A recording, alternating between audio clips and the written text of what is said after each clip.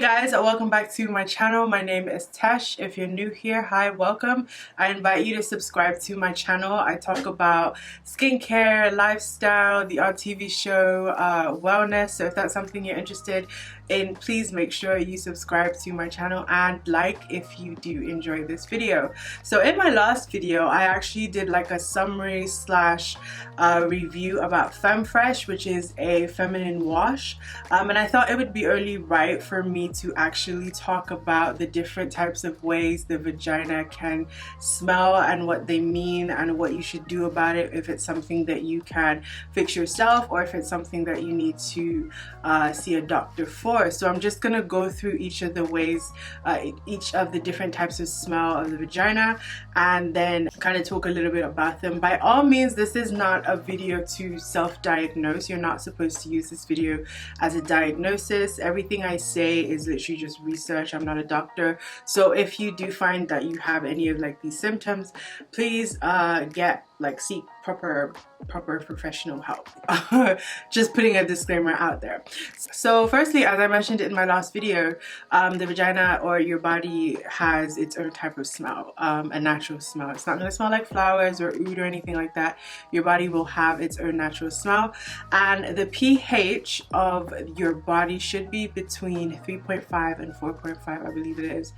Some would say 3.8, but you know, it differs or it changes depending on where you're from or who you're talking to. Ideally, you should know your own body smell, or it should just not have it like you won't smell anything in particular.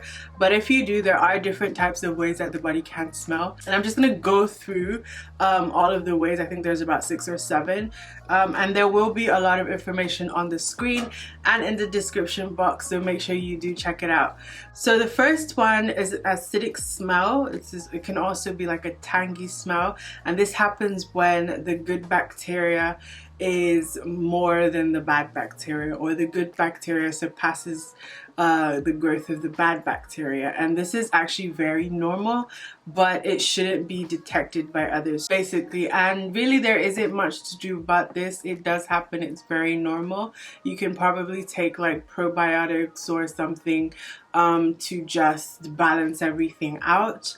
The second type of smell is an earthy type smell, and this is usually due to sweating down there. So if you work out a lot, or if you walk a lot, or you're always wearing underwear and you're sweating down there, you'll have like an earthy type smell, and it's usually like a body odor, and it mixes with the bacteria and the skin, and you get that smell. It should be, again, a very mild and faint smell, and it shouldn't be detected by others really. And all you really have to do when it comes to like this earthy smell is just have a proper shower. It should like go away after you've had a shower and you've cleaned down there. If you're using a feminine wash, then yeah.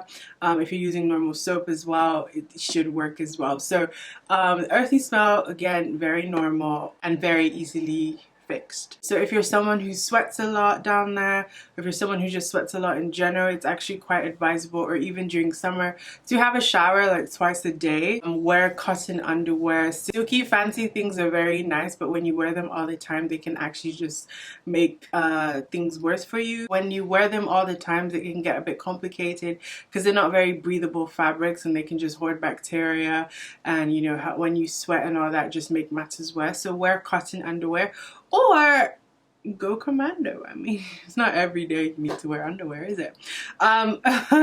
So yeah, allow your vagina to breathe, wash properly.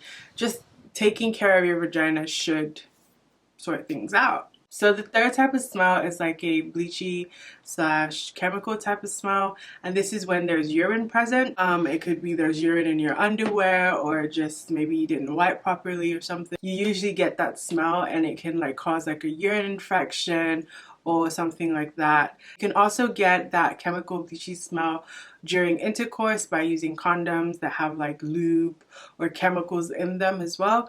So again, it's very normal. If it's something that's like a urine infection, you might want to get like antibiotics or be prescribed antibiotics, so you would definitely need to see someone. But more often than not, again, you can wash, make sure you're changing and wiping your underwear frequently so that you don't have that chemical bleachy smell. So the next type of way that the vagina can smell is it has like a coppery metallic type smell, and this is usually when there is blood in the vagina. So maybe from your menstrual cycle or from cuts during intercourse, you can get blood, and then obviously because blood has iron in it, you get that metallic coppery smell. It is very, very common during your menstrual period. You probably like smelt this before. And during menstruation, obviously make sure you're washing and cleaning properly. And then if it's something that's happening during intercourse where you're getting tears in your vagina, it's important to like use lube so you're not tearing and causing blood to be in your vagina, which leads to that smell and changes your pH. The next type is a yeasty fermented type smell, which is very, very common, and it happens when you have like thrush and BV. It's the overgrowth of yeast that causes this and then changes the pH balance of your vagina. And sometimes it can either cause your vagina to be itchy, it can have a burning sensation, stinging, or like a cloudy discharge that comes with it. So for this, you would definitely need to see someone. Usually they would prescribe antibiotics, such as like Canasten is a popular brand that people use, and you can either get like a pressery where you put the tablet inside your vagina and then take an oral one as well through the mouth. It's very, very treatable, very easily treatable, and it's very easy to also get. So if you find that you have like this yeasty smell, do see somebody regarding that. Actually, this is something that you can like head over to a clinic and just describe your symptoms, and they will most likely prescribe like a Canasten. I don't know what the actual name is. I'll put it in the description box below or on the screen. Thrush is like very, very common and very, very popular. So your vagina can also have, which is something that I think women say a lot, where it has a very fishy smell. And this is a medical issue, and you should definitely see someone if your vagina has a fishy smell. It's usually caused by BV, which is basically the imbalance of the bacteria in your body. Your vagina basically has an overgrowth of bad bacteria, and it's causing the smell. You might also experience discharge or have like burning when you pee. So if the vagina smells fishy, it's definitely worth seeing someone because of the overgrowth of bacteria.